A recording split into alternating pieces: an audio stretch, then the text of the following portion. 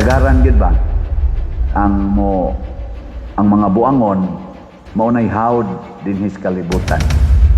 Unsa may timaan nga ang mga buangon mo'y hawd, dako kay korupsyon sa Pilipinas nga hangtod karon gitabunan.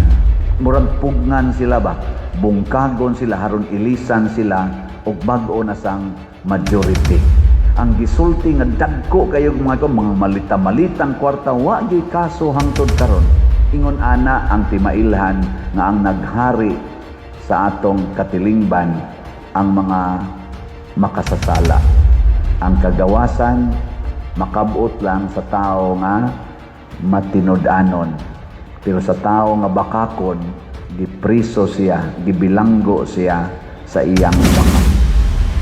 Dadagan ang Lito News Update.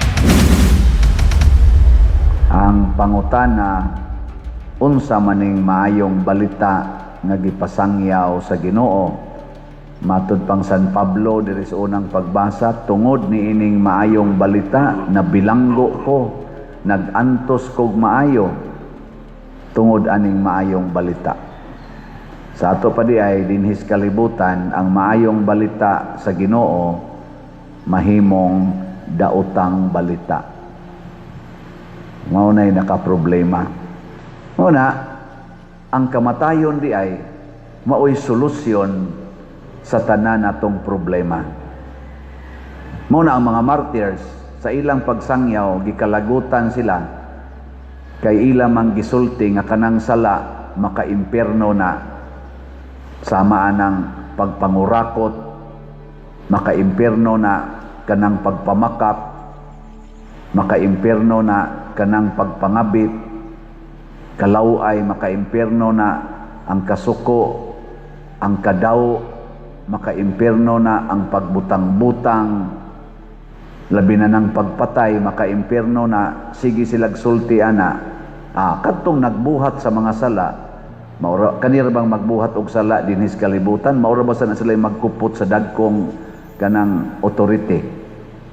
Kasagaran gid ba ang mga buangon maunay hawd dinhi sa kalibutan. Dinhi sa Pilipinas kinsa maroy hawd dinhi, ang mga buutan o ang mga buangon?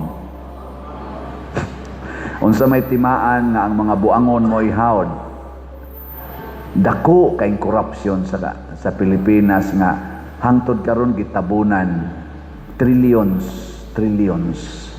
Unya wa gid na imbestigaha nya ang karon ang mo imbestigar sa Blue Ribbon Committee katumang bag-o nga kanaganing kuan majority, purting daghanas ilang gisulti karon nga kuan gislag maayo bag kanang hadlok, giofiran, bungkagon gid sila. Unya kutob sa mahimo naningkamot yun nga dili madayon ang ilang program sa ilang investigasyon o sa program sa ilang mga himuong mga bag-ong resolution to address sa corruption, unemployment, mga panginahanglan sa medical, sa education, sa atong inflation, matubag unta na kaning pagkawa na natoy mga investors, matubag unta na murag pugnan sila ba, bungkagon sila haron ilisan sila og bag-o na sang majority.